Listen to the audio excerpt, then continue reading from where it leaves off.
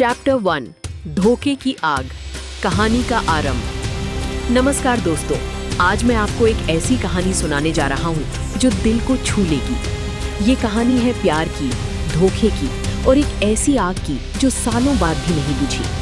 ये कहानी है रघुवीर सिंह की। रघुवीर या रघु जैसा कि सब उसे बुलाते थे, एक अनाथ था। उसके माँ बाप नहीं थे। वो किसी छोटे से गांव से दिल्ली आया था और शर्मा परिवार में ड्राइवर की नौकरी करता था। वो 22 साल का था, मेहनती, ईमानदार और बहुत अकेला। शर्मा परिवार दिल्ली के सबसे अमीर परिवारों में से एक था। सूरज शर्मा परिवार के मुखिया एक बड़े बिजनेसमैन थे। उनकी बेटी नैना 19 साल की खूबसूरत लड़की थी, पढ़ी लिखी, समझदार और परिवार की लाडली। रघु और नैना दो अलग अलग दुनियाओं के लोग, एक नौकर, एक मालिक की बेटी, पर दिल को किसी की औकात नहीं दिखती। नैना को रघु में कुछ दिखा, कुछ ऐसा जो दूसरों को नहीं दिखता था। उसकी मेहनत, उसकी ईमानदारी और उसकी आंखों में छुपा हुआ दर्द। धीरे धीरे बातें बढ़ी, फिर दोस्ती और फिर प्यार। वे चुपके चुपके मिलते थे। नैना रघु को किताबें देती, वो उसके लिए फूल लाता। वे बगीचे में बैठते, बातें करती और सपने देखती। उन्हें पता था कि ये रिश्ता मुश्किल है, लेकिन प्यार में मुश्किलें तो होती ही है। पर एक दिन सूरज शर्मा को पता चल गया। उसने अपनी बेटी को रघु के साथ देखा। उसका गुस्सा ज्वालामुखी की तरह फूटा। तू? सूरज शर्मा चिल्लाया। तेरी हिम्मत कैसे हुई मेरी बेटी को छूने की? एक नौकर? रघु ने सामने हाथ जोड़े। साहब, मैं आपकी बेटी से प्यार करता हूँ। तू क्या करेगा? सूरज ने उसे थप्पड़ मारा। तू बेकार है। तेरी औकात नहीं है मेरी बेटी के सामने खड़े होने की। सूरज ने अपने गार्डों को बुलाया।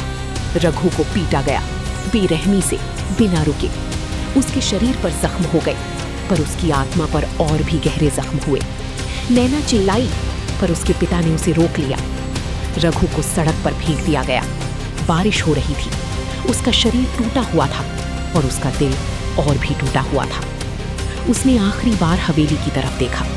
नैना खिड़की से रो रही थी, लेकिन उसके हाथ बंधे हुए थे।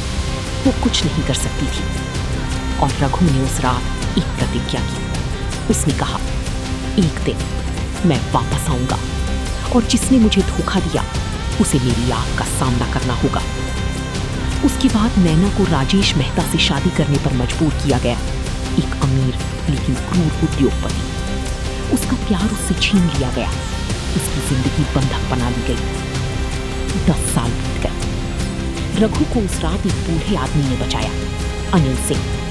उसने रघु को सिखाया, संभाला और उसे बिजनेस की दुनिया से परिचित कराया। रघु ने रात दिन मेहनत की। उसने अनिल की मदद से एक छोटा सा कारोबार शुरू किया और धीरे धीरे उसे बढ़ाया।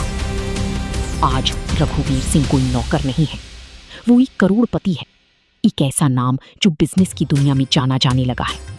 उसके पास पैसा है, ताकत है और सबसे बढ़कर एक मिशन है। वो वापस आ गया है। अब वो शर्मा परिवार के सामने खड़ा है, एक नौकर के रूप में नहीं, बल्कि एक बादशाह के रूप में। उसके पास एक प्लान है, एक बदला है और एक आग है, धोखे की आग। पर सवाल ये है, क्या वो सिर्फ बदला लेने आया है, या क्या उसके दिल में अभी भी नैना के लिए प्यार बचा है? क्या प्यार जीतेगा या बदला? यही तो है धोखे की आग की कहानी। देखते हैं आगे क्या होता है। ये कहानी अभी शुरू हुई है। Chapter 1 the beginning, and.